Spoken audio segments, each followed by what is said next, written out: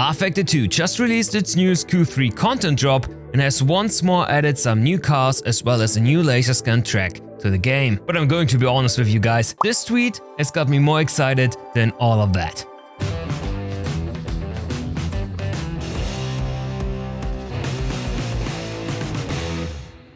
Welcome back to Overtake.gg, it's that time again, there's a new content drop for rFactor 2. And this time around Studio 397 offers 4 new cars, a new track, some quality of life changes and started their new competition Season 5. If you're interested in buying any of the items, stick around to get my opinion, but after that I really need to talk with you guys about that tweet that is floating around and what monumental change it could mean for rFactor 2.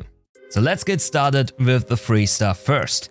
It's not a whole lot, but at least the content is worth it. First up is the Caterham Academy, a small and nimble ride that serves the purpose of getting novice drivers accustomed to on-track racing. And some of our tutorials actually do exactly the same, so if you're new to Overtake, consider subbing and ringing the bell to never miss a thing. But let's continue. Back to the Caterham. It's a real-life racing series with road-legal Ford Sigma-powered cars that really teach you the ropes, as the Caterham Academy is perfectly crafted exactly for this. It does not have enough power to overwhelm you with only 125 brake horsepower, and it forces you to take care of your car control as it is equipped with low grip groove tires and an open differential. It's a blast to drive in the sim, although the sound they chose for the brakes is going to drive you mad after 2 laps. I promise.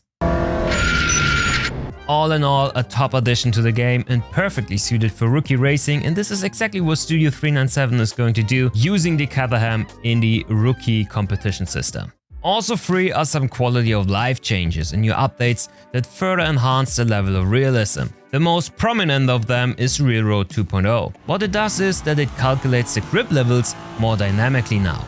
As you might know, in real life racing, the track's grip level basically changes all the time.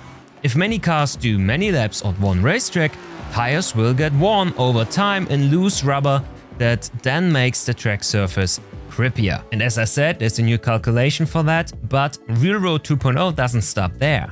The most important change is that temperature is now influencing the grip levels even more with dynamic changes according to air temp and cloud cover, geographical location, time of day and so on. So racing and the feel for the car changes all the time, and stuff like rain that influences track temperature and washes away the loose rubber is a game changer now. In my eyes, the best feature by far. Check it out. Even though I dislike that you can't change the starting grip level when you're doing a single player session. And yeah, I know, you can use some file to set it all up in the beginning, but there's no mention of that in the menu. No explanation, no hint where I can find this file, so that's so Studio 397. Why make an easy slider when you can have it a complicated way, right? But anyhow, there are even more quality of life changes, like the new ABS and traction control system that got completely overhauled, and the added cut track functionality that now calculates fairer track limits and distributes appropriate punishments. The latter seems to be a really awesome addition, as it takes a lot of variables into account that should avoid punishing drivers that already got served by committing a driving error. But how good that system really is can only be evaluated over time. But let's move on to the new DLCs that you can find now in the Steam store. And the biggest news here is most likely the further additions to the BTCC car roster. With the Hyundai E30 Fastback and the Ford ST NGTC, 2 of the most anticipated cars from the series finally made their way into rFactor 2. And just like with the Corolla in the Q2 content drop, both of the cars are front-wheel driven machinery that are superbly executed in the sim. Never, and I repeat from the last video I did on rFactor 2, never have I driven better front-wheel drive cars in any sim racing game. Just a mere feeling of how the front pushes you forward when accelerating, leading to understeer in the process brings a smile to my face every time. It's just so much fun to drive, a real blast. Only downers, both cars will cost you €9 combined, and there's no new track adding to the BTCC lineup. So no follow-up to Donington Park and Brands Hatch. Also available from now on is the Austin Mini Cooper S, costing $499 in the store. This one is also a joy to drive, as it is hard to spot whether you are overdriving the car or not. The Mini is also front-wheel driven, therefore suffers from a lot of corner exit understeer, and its small body leads to it almost lifting off the ground as it can't really roll through the turns. It's so much fun. And I'm sure 20 of those at Brands Hatch Indy will lead to a lot of fun and close racing. Last one on the list is the Worldwide Technology Raceway, which I guess nobody waited for. It's a lesser known American racetrack that features an oval config and an infield short racing circuit. Nothing too fancy, nothing too special in my eyes, but as always with Studio 397 produced racetracks, it's one of the highest quality in terms of production value and features an unparalleled level of track surface detail.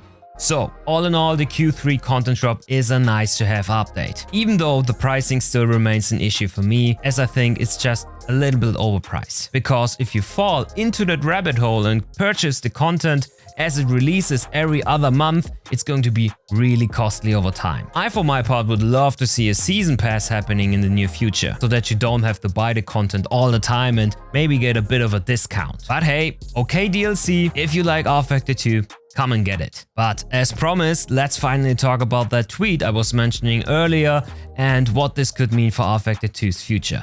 The tweet was made as a reaction of the content drop by Boris Schalk, founder of the ACC online rating system platform that most of you guys know, Fuel Motorsports. In his tweet he states, "If I could figure out how the game servers should work, we would include rFactor 2 somehow to LFM. But the server is a real pain." Just think about it for 1 second. rFactor 2 getting a real online competition system with rating, with safety rating, and finally a huge player base? I don't know about you, but that makes me excited. Fuel Motorsports has done the same for Assetto Corsa Competizione and has helped the sim reach new heights with over 46,000 players. The possibilities of grinding a rank in a safety rating, take part in daily races or well-organized endurance championships could mean that a lot of players could return to rFactor 2 in the long run. And I know there are some similar calculations happening underneath the current competition system from Studio 397. I have info on that. But so far the statistics, these numbers and resulting player incentives are not available to the public, making the system more or less useless at the moment. I think that Fuel and rFactor 2 could be a perfect fit for each other that would change my current view on the game as an overqualified time trial mode to a place you want to be at in online competitions. The FFB is great, the content is great, and the new penalty system looks promising. The only thing missing is something to play for other than racing itself. So yes, this tweet gives me hope that rFactor 2 can finally change. What do you guys say? rFactor 2 plus Fuel Motorsports, how would that change the scene? Would it catapult rFactor 2 back to the top? Let me know in the comments down below. But that's it already from me today. Thanks for tuning in. See you next time around. Cheers!